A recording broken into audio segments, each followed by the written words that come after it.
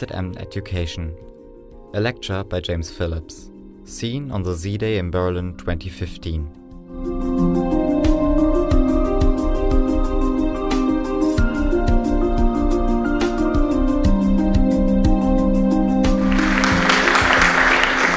Always wondered why 1-2 was the thing you check a mic with. No one ever think of anything more interesting than that? Like, I don't know, peace on planet Earth or something. Anyway, I'm going to try and follow Abby Martin and Lee Camp.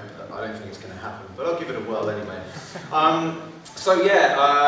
I'd start off by thanking the Berlin chapter, but I can't do it in German, so I don't think I'll upstage anyone. So, I'll just get straight on to it.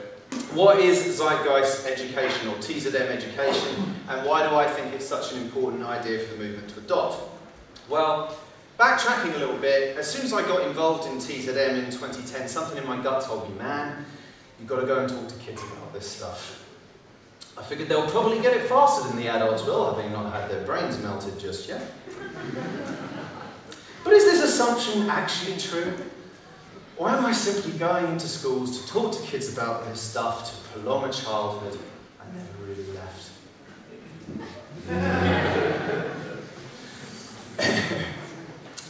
Got to do something whilst you're shopping in Aldi's, haven't you?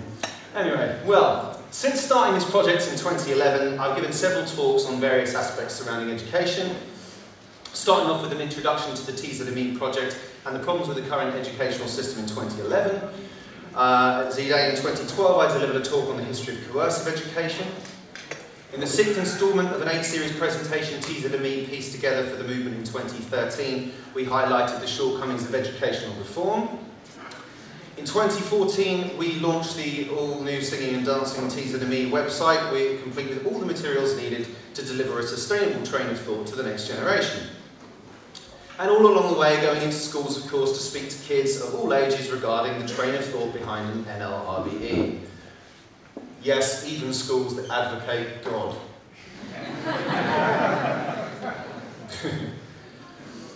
And I'm afraid to say that I was, in fact, wrong all along. This whole idea was not as good as I first hoped. It's better. In fact, it's so good. It's so good that it might just be better than every other form of activism we engage in combined. So what I'm going to say today is that if we don't start to adopt this approach as a major part of our overall strategy, then the transition of understanding and values needed for the shift to a sustainable socio-economic system is extremely unlikely to come about.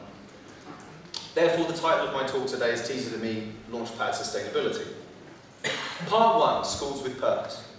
So what exactly is the point of school and education anyway? This might seem like an obvious question, but it's actually an often overlooked one, with everybody seemingly knowing what the point of school and education is. So we can move right along to the raising of test scores, enabling kids to grow up and find themselves a job in the marketplace, helping their country to become more competitive.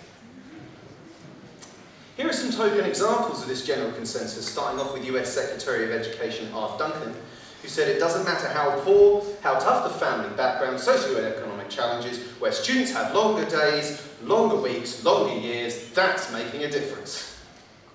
His UK counterpart Nicky Morgan recently said, as we inject further choice and competition to the school system, parents and students will rightly demand more information from us so they can exercise their choice more effectively. It makes me feel all warm inside. The head of the OECD, Angel Gurria, said, in a global economy, competitiveness and future job prospects will depend on what people can do with what they know. This sort of rhetoric should come as no surprise, of course, as it's in perfect lockstep with the core attributes of the market system. So, presuming that our principal interest as a society should surely be the promotion of childhood well-being, I'd like to see a strong correlation between educational scores and childhood happiness. But actually, this isn't the case. A 2014 report by the UN into this issue found that whilst it is possible to produce a good educational outcome without making students unhappy, higher educational achievement did not necessarily guarantee happiness amongst students. It stated that while the Republic of Korea came in first in terms of having the highest proportion of top performers among OECD countries, it also fell to the bottom of the happiness list. On the other hand, Indonesian students are now called the happiest kids in the world, even though their PISA performance was actually second from the bottom. But as a teacher I once met pointed out to me, he said, school is all about teaching kids to do what they need to do, regardless of whether they like it or not. After all, they better get used to it. That's what's coming their way anyway. Or is it? In Daniel Pink's book, A Whole New Mind, he uses the metaphor of the right and left hemispheres of the brain to argue that the typical left brain tasks of computation and number crunching, valued by industry in the past and in today, while still being important in times to come, will diminish greatly in the future due to technological unemployment and outsourcing. He goes on to make the case that these trends show why those in business would be wise to focus on developing more creative, empathic and life-enhancing job roles, as well as a radically different approach to providing incentives for innovation. So, what kind of education system would we need to deliver such and support such a radical shift? The research outlined in the book Drive by the same author shows that if you reward laborious, repetitive tasks with more money, you will indeed get better results. However, for inspiring intrinsic motivation, innovation and ingenuity, more money not only doesn't help, it actually makes things worse. The same is true for extrinsic motivators such as grades, praise and punishments that are found in education. Extensive studies outlined in the book Punished by Rewards show that the use of extrinsic motivators in learning typically leads to three outcomes. They are: one, a decrease in the long-term intrinsic motivation in the subject or task in question. This is because there's no reason for the student to take interest in something once the subject, once the grade on offer has been obtained. Two, they limit the ability for students to think outside the box, take risks or think creatively. This is because to take risks by necessity is to compromise your chance of getting that grade. And three, to apply the bare minimum of effort to acquire the grade on offer. After all, what's the point in putting in more effort once you've got the grade? There's little point to pursue the topic further. So, if jobs will come under increasing threat from automation, and the first labour roles to go will mostly likely be those associated with laborious labour and left-brain tasks, then isn't the entire edifice of the education system actually detrimental to the future marketplace it's supposed to be preparing children for?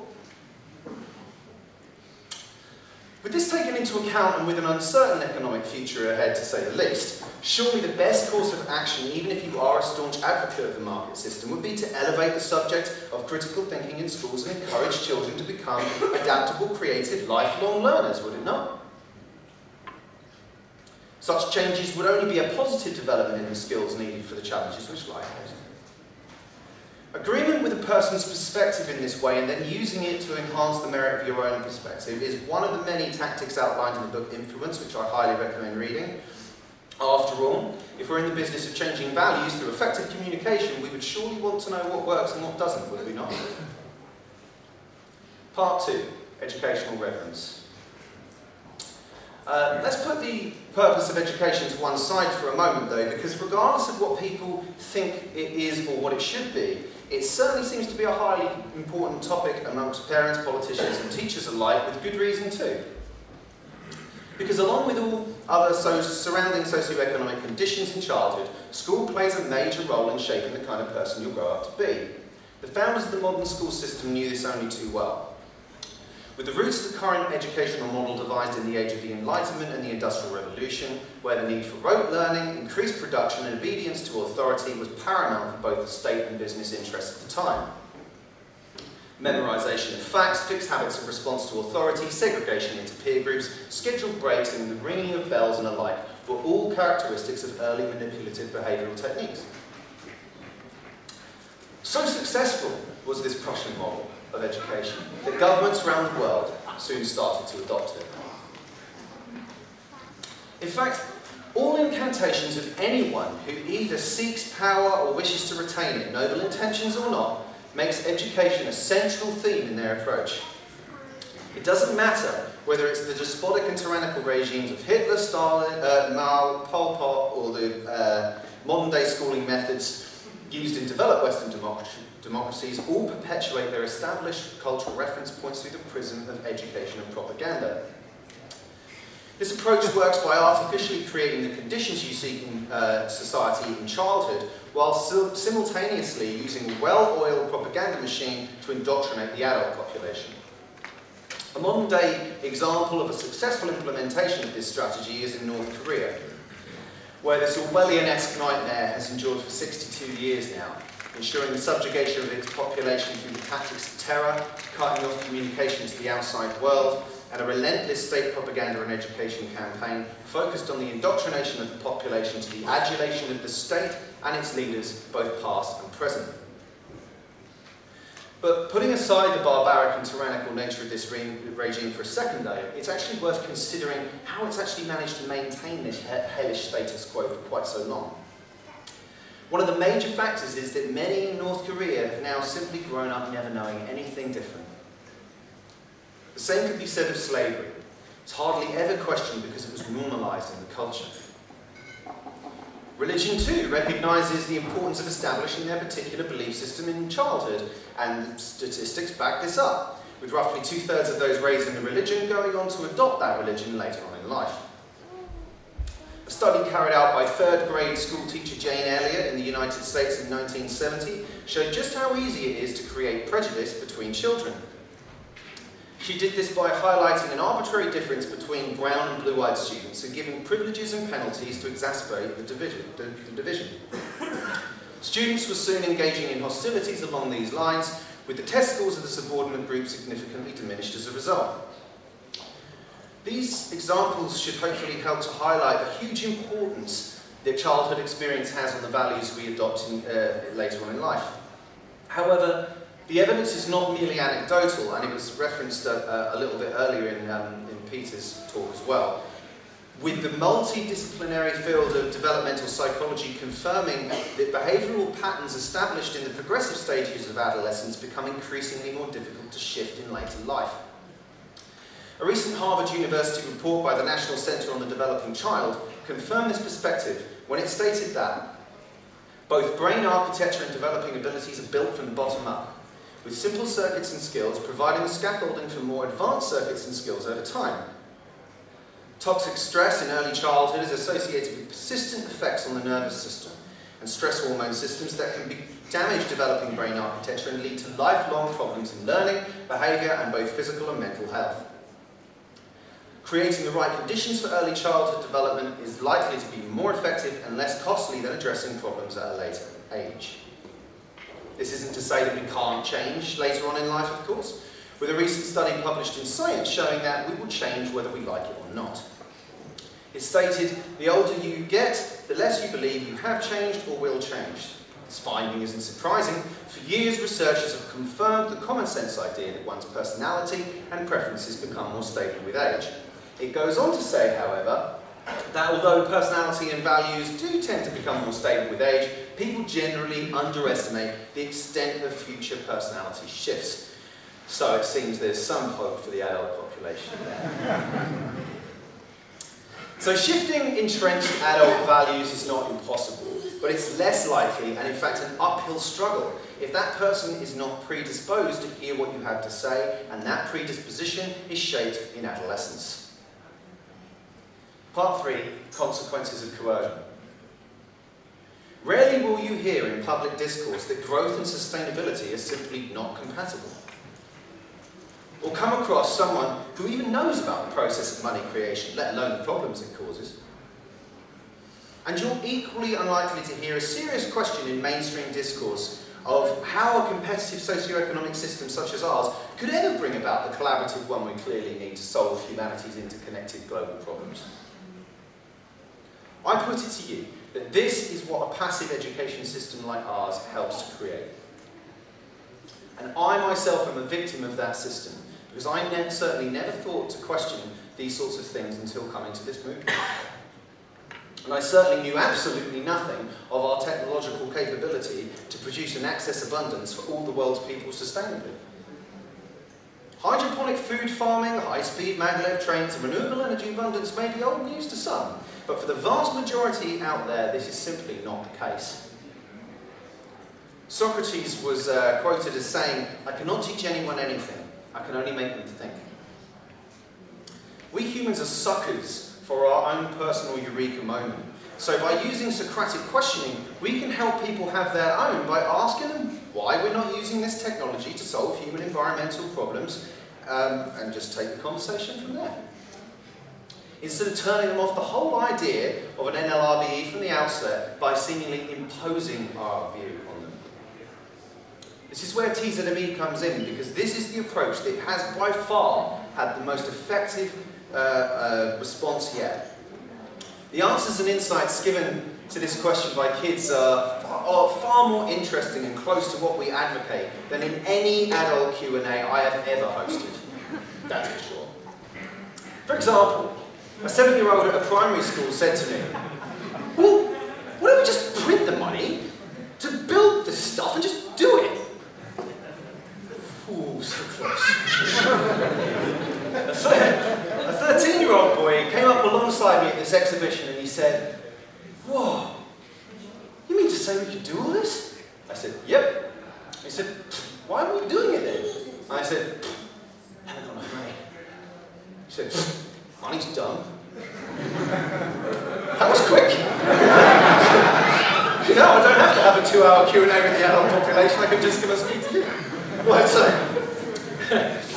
part 4, Launchpad sustainability. Hopefully the evidence I presented today should make it abundantly clear that going into schools has to be a major part of our overall strategy as a movement if we're actually serious about shifting social values in a more sustainable direction. The TZME website has absolutely everything you could possibly ever need to do exactly this. Ladies and gentlemen, we have to start to realise that we are in a value war, because from my perspective at least, we often seem to be acting as though we don't even know there is one. I'm sorry, but is talking to Stefan Molyneux fans on YouTube for hours on end, or participating in an echo chamber, really being strategic or being the light of change you want to see in the world? I sincerely hope we don't think so. But unfortunately, that is what I see an awful lot of when I look inward on this movement. But let me tell you what I see when I look outward. I see a lost generation, lost and confused in a world which constantly bombards them with how bad everything is, what to buy, what to wear, what's right, what's wrong, and yet it offers no tangible or hopeful direction in which to head. The next generation deserve a better vision of the future than that, and we are privileged enough to be able to offer it. So let's stop being the harbingers of doom and start being the proud proponents of the positive direction that we promote as a movement. With the issues of sustainability and environmental concern now being promoted in education and in the media, the next generation are ready to hear what we have to say. Please don't let them and yourselves down. Because the children of today deserve a better tomorrow than the one currently on offer. And the time to start to make that better tomorrow a reality is today.